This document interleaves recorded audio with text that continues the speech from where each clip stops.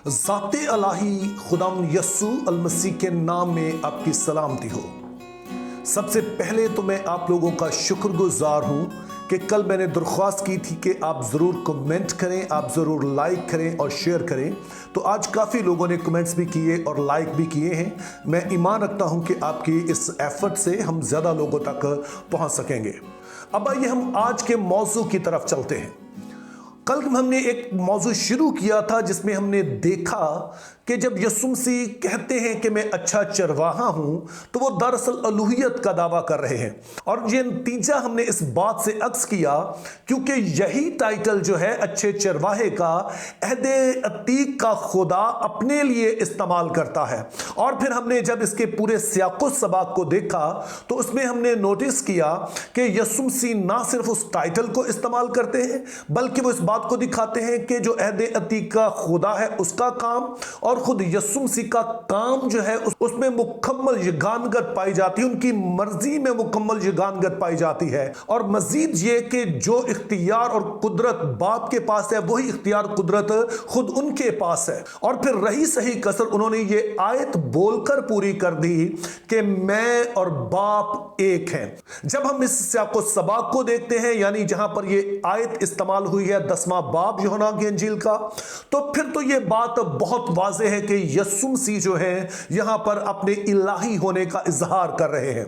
और इसका larger context है वो भी इसी तरफ इशारा करता है, क्योंकि यूहन्ना की इंजील में कई जगह पर हमने देखते हैं, चाहे इसका इब्तदाइया हो जिसमें कहा गया है कि इब्तदा में कलाम था, कलाम खुदा के साथ था और कलाम ही खुदा था, या फिर यीशु मसीह का ये कहना हो कि जिसने मुझे देखा उसने बाप को देखा, या फिर तोमा का ये कहना ऐ मेरे खुदा और यीशु मसीह का उसको एंडोर्स करना।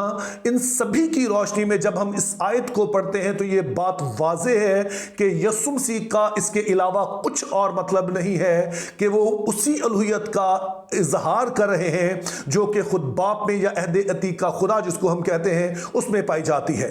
ताहम जब इस आयत को हम पढ़ते हैं तो हमने कुछ एहतियात भी बरतनी है, क्योंकि बहुत सारे मसीही हैं जो कि एक गलत तालीम का शिकार हो जाते हैं और वो समझते हैं कि यीशु मसीह यहां पर दावा कर रहे हैं कि बाप और बेटा, यानी जो खुदा बाप है और यीशु मसीह जो है वो एक ही शख्स है। यानी पहले जो बाप था वही बेटा बन के आ गया और बेटा ही बाद में रूहुल कुद्स बन गया। सो ये तालीम ठीक नहीं है। ये जो बाइबल मुकद्दस की तालीमात हैं जिसकी रोशनी में मसीही इल्म इलाही मुरत्तब की गई उसके सरासर खिलाफ है। तो इसलिए पहली बात तो हमने याद रखनी है कि ये आयत हरगिज ऐसा नहीं कहती है। लेकिन आप कहेंगे कि मैं किस तरह से इतने वसूख के साथ कह सकता हूं कि यीशु मसीह दरअसल ये नहीं कह रहे हैं कि वो बाप और बेटा रूहुल कुद्स एक ही शख्स हैं। तो उसकी सॉलिड वजह है, क्योंकि जो तस्लीस की तालीम भी है वो किसी की अपनी मर्जी से नहीं बनाई गई है, बल्कि इसी तरह की जो आयात है उन्हीं की रोशनी में ये तालीम जो है वो अक्स की गई है, जिसको फिर तस्लीस व तौहीद का नाम दिया गया है। तो आज मैं फिर से इस बात पर जोर देना चाहता हूं कि जो बाइबल के तराजुम है ये खुदा की तरफ से बहुत बड़ी बरकत है। और जो उर्दू तर्जुमा है ये भी अपने आप में बहुत खूबसूरत तर्जुमा है, लेकिन बहरहाल ये तराजुम है और बाज ऐसी ही मुश्किल आयतें होती हैं जिनको हम असल जुबान में पढ़े तो वो ज्यादा वाज़ेह होकर आती हैं। तो आइए जरा पहले हम इस आयत को पढ़ लेते हैं कि असल जुबान में ये आयत क्या है। एगो काई हो पाटेर हेन एज मैन, जिसका तर्जुमा हम करते हैं मैं और बाप एक हैं। अब यहां पर जो सबसे अहम चीज है जिस पर बहस है वो है एक होने पर। तो आइए जरा देखते हैं कि जो एक के लिए लफ्ज इस्तेमाल हुआ है वो क्या है। वो हमने देखा है कि यहां पर है हेन। अब सवाल यह है कि यह लफ्ज क्यों दिलचस्प है। अब हमने समझना है कि जो यूनानी जुबान है अगरचे वो इंग्लिश से काफी हद तक मिलती है, लेकिन इसमें एक बुनियादी फर्क यह है कि जहां पर इंग्लिश में या उर्दू में हम सिर्फ मुज़क्कर और मुअन्नस की बात करते हैं, तो यूनानी जुबान में एक तीसरा सीगा भी इस्तेमाल किया जाता है जिसको हम न्यूटर कहते हैं या मुखन्नस कहा जाएगा, यानी कि जो ना मुज़क्कर है ना मुअन्नस है। इसको हम बेहतर समझ पाएंगे अगर हम इस मिसाल पर गौर करें।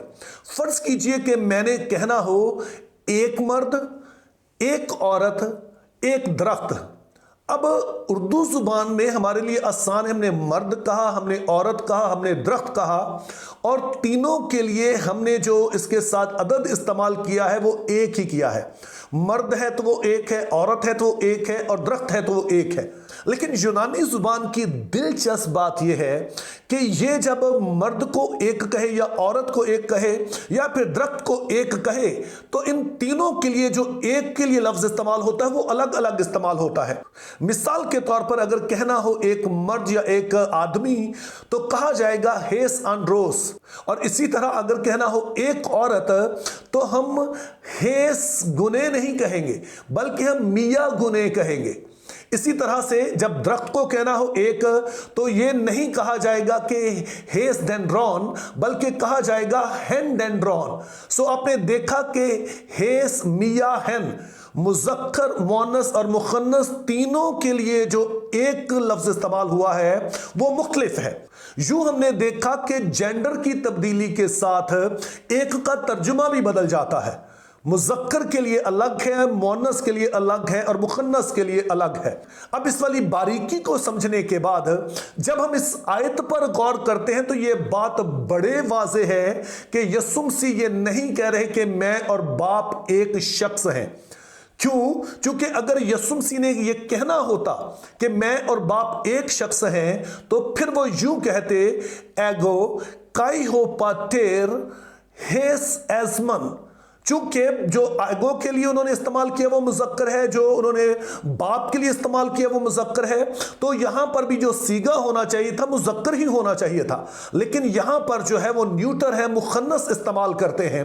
तो यूं हम समझ सकते हैं कि यीशु मसीह यहां पर ये नहीं कह रहे मैं और बाप एक शख्स हैं, बल्कि अगर आप कहना चाहेंगे तो आप कहेंगे यीशु कह रहे हैं कि मैं और बाप एक चीज हैं। अब सवाल यह पैदा होता है कि जब यीशु कहते हैं कि मैं और बाप एक चीज है, तो सवाल फिर यह है कि इससे क्या मुराद है। तो जो बिब्लिकल स्कॉलर्स हैं उनके दरमियान एक जनरल कंसेंसस पाया जाता है कि यीशु मसीह यहां पर कह रहे हैं कि मेरे और बाप की जो सफ़ात है, मेरे और बाप की जो मर्जी है, मेरे और बाप का जो काम है, मेरा और बाप की जो कुदरत है वो यकसा है, उसमें किसी तरह का कोई फर्क नहीं है।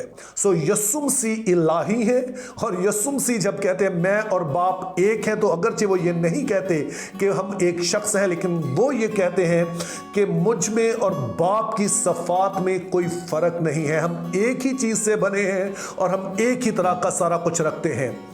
मेरी दुआ है कि हम इस जुबान को सीख सकें, उसको और गहरे तौर पर जानें, ताकि बाइबल मुक़द्दस का ना सिर्फ बेहतर दफा कर सके बल्कि बेहतर प्रीचिंग भी कर सके। Think biblically, live purposefully, have a very good day.